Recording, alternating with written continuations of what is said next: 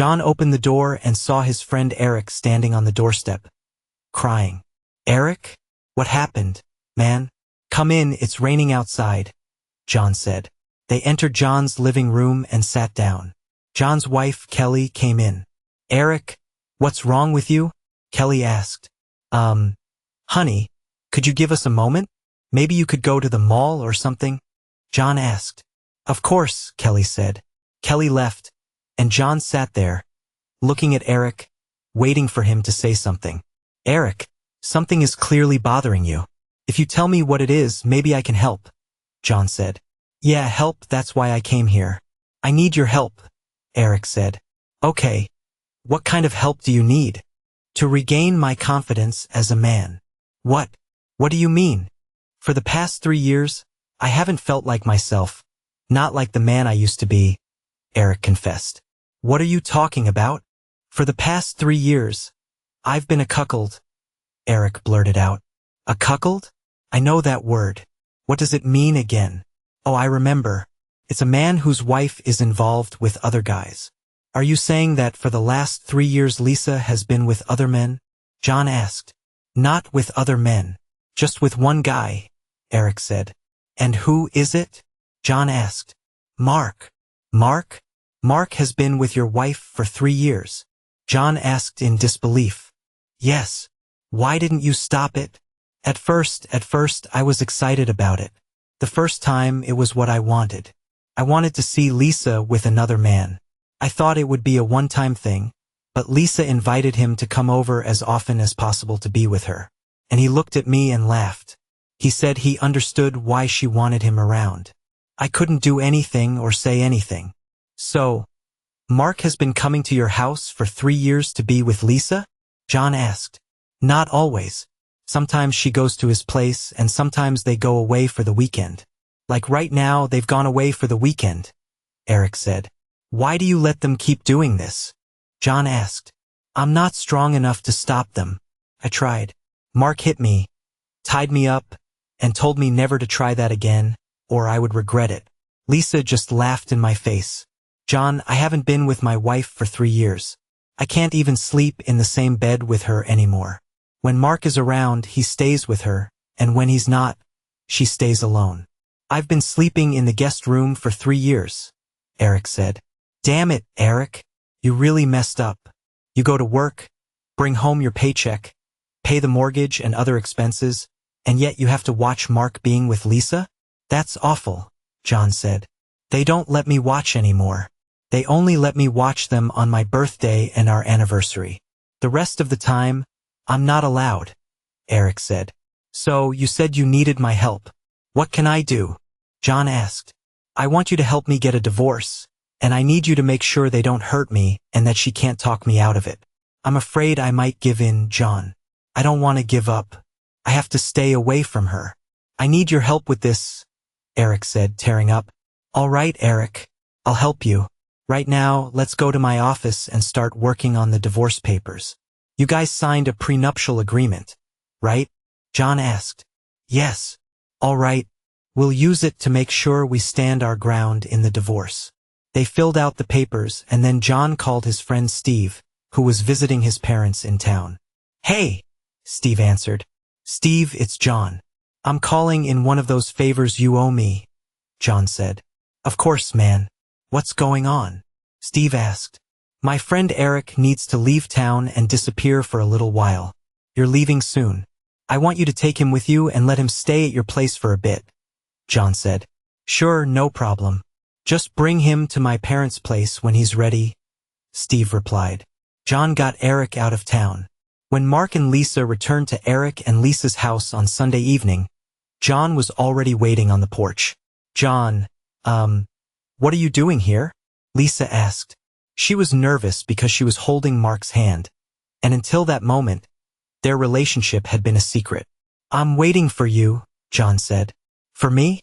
Why aren't you inside with Eric?" Lisa asked. "Eric isn't there. Actually, I'm waiting for you on his behalf."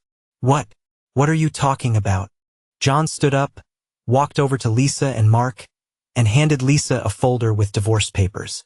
"Consider these officially served," John said. walking past them towards his car. Lisa opened the folder and looked at the papers inside. Divorce? Is this some kind of joke? Eric isn't divorcing me, Lisa said. Clearly, he is. He mentioned something about you cheating on him for the past 3 years. That can't be true, can it? John asked. Mark and Lisa looked shocked, and John knew why. Oh, by the way, give my office a call if you and your lawyer want to contest the divorce or any of the proposed property division options, John said. John opened his car door. John, damn it, don't leave. Tell me where he is. I demand you tell me where he is right now, Lisa shouted. I have no idea where he is right now, Lisa. He said he needed to leave town. He did it because he thought that either you or Mark would try to force him to stay in the marriage. Well, we'll be in touch with you soon enough. Have a good night, John said. John smiled as he drove away, knowing there was still a long road ahead. By Monday afternoon, Lisa and her lawyer, George Williams, were sitting in John's office. My client is aware that infidelity is not sufficient grounds for divorce in this state, but he believes that 3 years of blatant cheating and hostility from you and Mark have created irreconcilable differences. That's why he has decided to dissolve the marriage before most of his money is spent by you on gifts for Mark, like that new car, which my client is claiming, as you likely noticed in the proposed settlement terms, John said. This is all a misunderstanding. All I need is 5 minutes with Eric, and this whole situation will be resolved, Lisa said. Yes, when he came to see me on Saturday, it seemed like he agreed with you. He was certain that if he saw you, he would give in to your demand not to pursue the divorce. He said he was leaving town so you wouldn't be able to see him and convince him otherwise. Obviously, Eric is standing up for himself for the first time in 3 years. I have to say, I don't blame you for not wanting the divorce, Lisa.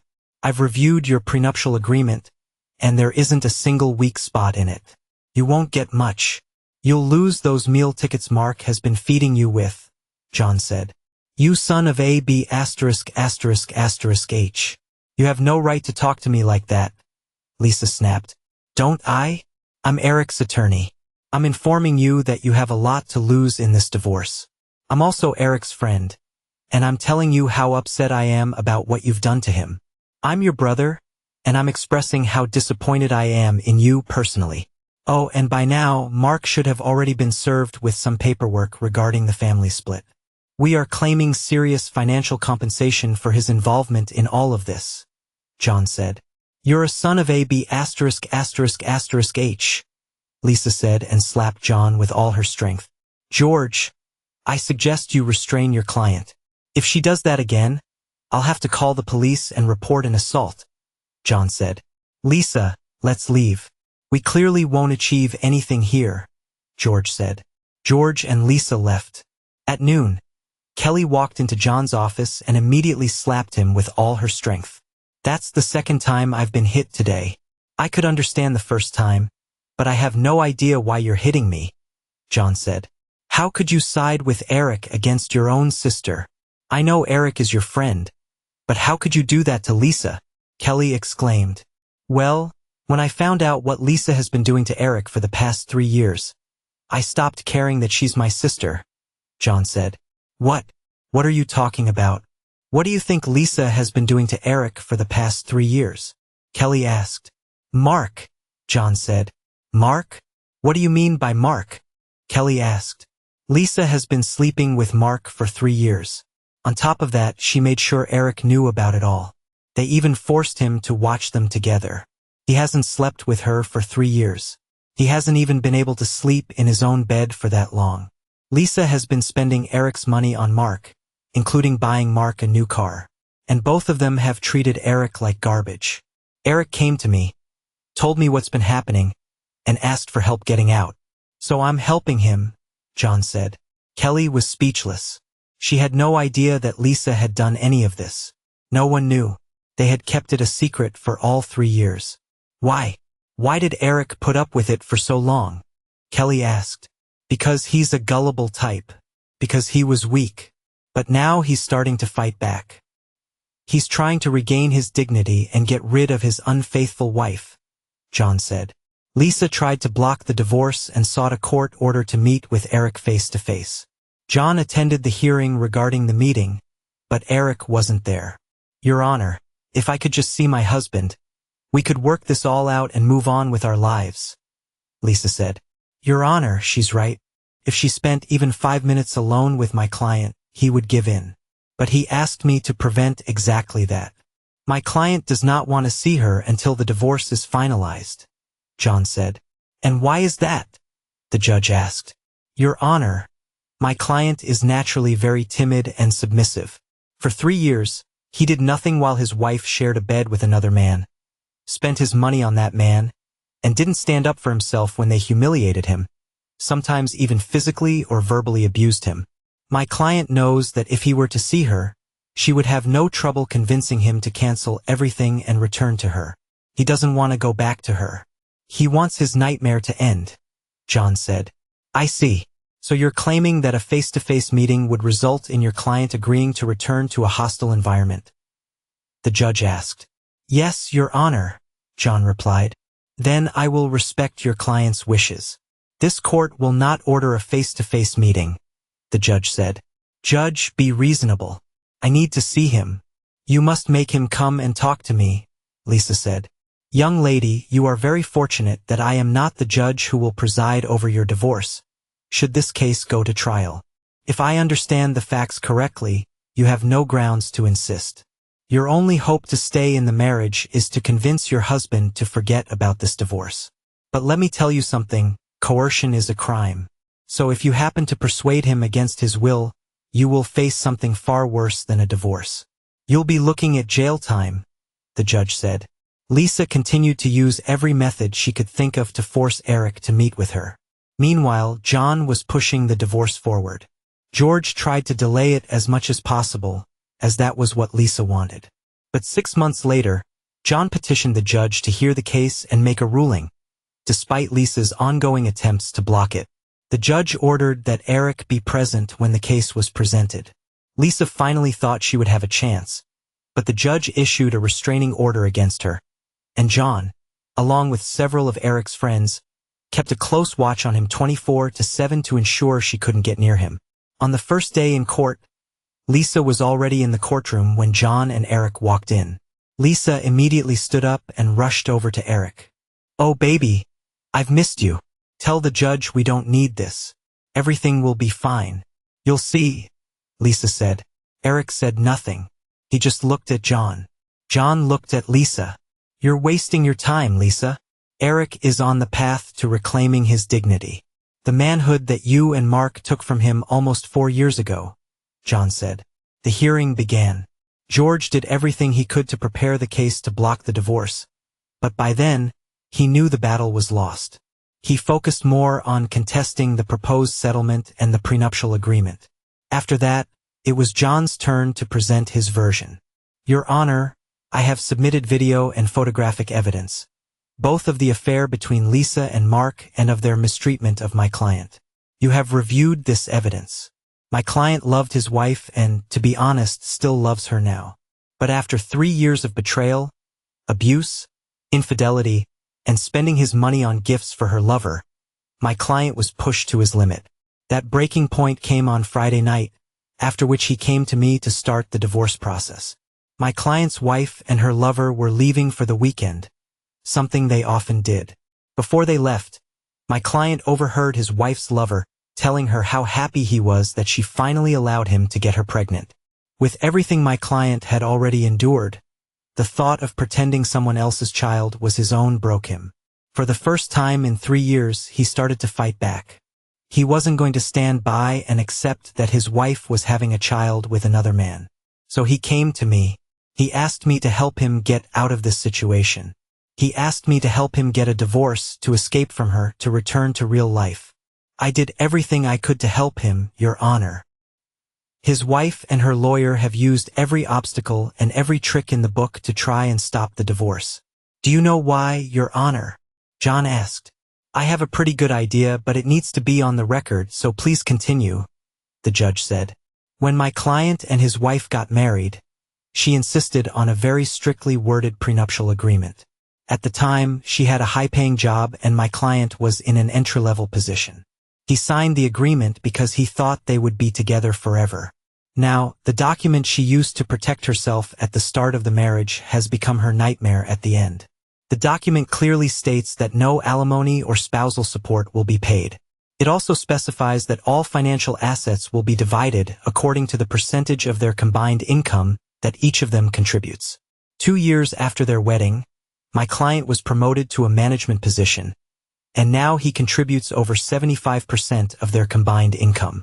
So, even with 2 years left before his promotion is fully accounted for, he will still receive more than 70% of their total financial assets. The prenuptial agreement also clearly states that property belongs to whoever owned it before the marriage. My client's wife owned 2 small houses in an area of the city where property values have plummeted. My client owned the house they lived in. This property has improved, and the surrounding area has seen a rise in property values. So the value of his property has more than tripled. So, you see, Your Honor, my client's wife stands to lose access to significant money if the divorce goes through. The bank records I submitted as evidence show that 2 months ago, she already tried to relocate, but my client wisely froze his assets until the divorce is finalized. Your Honor, my client has offered a settlement in line with the terms of the prenuptial agreement. My client's wife and her lawyer have contested the proposed settlement, as well as the validity of the prenuptial agreement. However, she was the one who insisted on the contract in the first place, and she worded it very carefully to make it as strong as possible. She wanted it to be ironclad in case they ever divorced, and she succeeded, unfortunately for her. Now it's come back to bite her, John said. I will retire to review the circumstances of the case and make a decision. We will reconvene here at 2 o'clock, the judge said. John and Eric's friends carefully ensured that Lisa stayed away from Eric during the break. At 2 o'clock, everyone was waiting for the judge to return to the courtroom. After reviewing all the facts of this case, I have made my decision. I approve the petition for divorce. It is clear that Eric wants to leave, and Lisa is trying to hold on to her meal ticket, the judge said.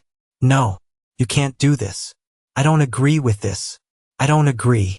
You can't force me to get divorced if I don't want to, Lisa said. Actually, I can't by law. This marriage is dissolved. I declare this session adjourned, the judge said. John turned to Eric. Congratulations, you're a free man, John said. He extended his hand, but instead, Eric hugged him. Thank you, John. I can never repay you for this. You gave me much more than freedom. You restored my dignity, Eric said. I'm glad I could help. Now, the vacation at my parents' place might be a bit awkward, but that's a small price to pay. Hey, I wanted to ask you, how do you like your new car? John asked. I love it. If she hadn't bought Mark that Challenger, I would have gotten one myself. It was such a pleasure when we showed up with the court order to take it from him, Eric said. John smiled. Let's get out of here, John said. John and Eric walked out of the courtroom. As they did, they saw Lisa sitting there crying, and both smiled.